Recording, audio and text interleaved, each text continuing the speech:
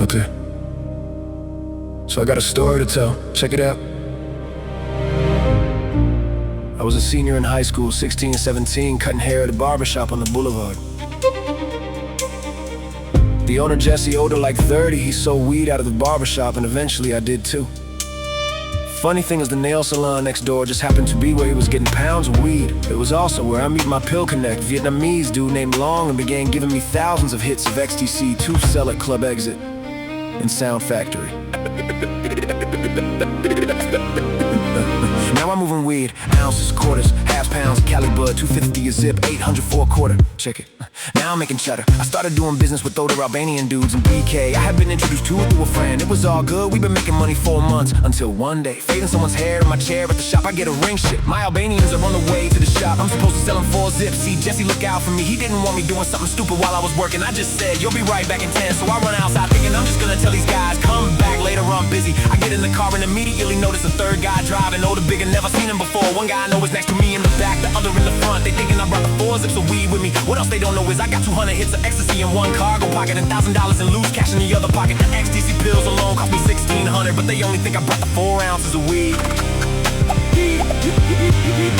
They pull away from the barbershop at Highland and Nelson, make a right and start driving toward the dead. And I'm thinking, where the fuck are you going? You don't need to go this far.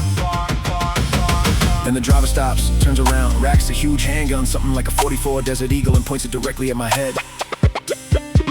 My first reaction wasn't fear, it was disbelief. I had been doing business with these guys, we made money together. Now they brought some dude I don't even know to rob me, while I'm literally at work with somebody still sitting in my barber chair.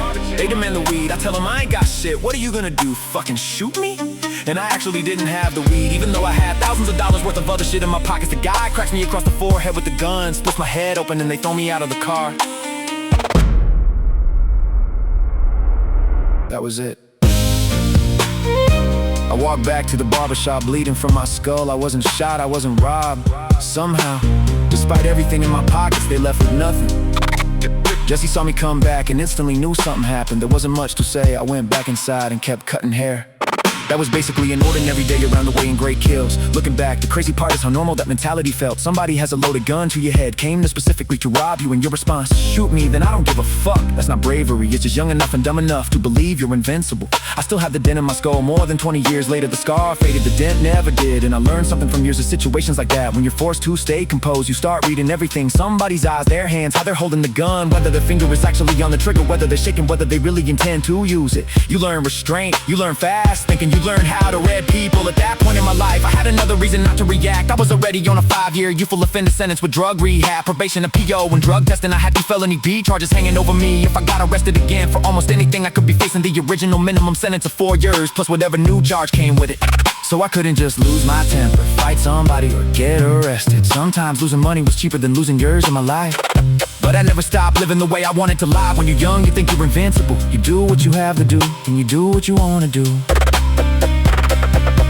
A lot of people try to fuck with me over the years. Some situations I had to swallow cause legally I couldn't react. But that person built something in me: composure, restraint, maturity, critical thinking, fast decision making, and the ability to read people under stress. That day 3 grown men came expecting to rob a teenager over 800 worth of weed.